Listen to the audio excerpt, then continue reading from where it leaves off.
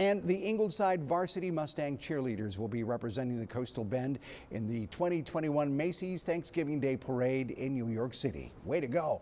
It was this summer. The Mustang cheerleaders met with owners Brandon Chavez and Joe Marlene of 365 Spirit to learn some new choreography for their upcoming season. The pair says the company typically uses the trip invitation as a reward to their All-American athletes. However, this time around, they say that they were so impressed by the entire team that they felt it wouldn't be right to only select a few girls. So they all scored a spot on that national stage this Thanksgiving.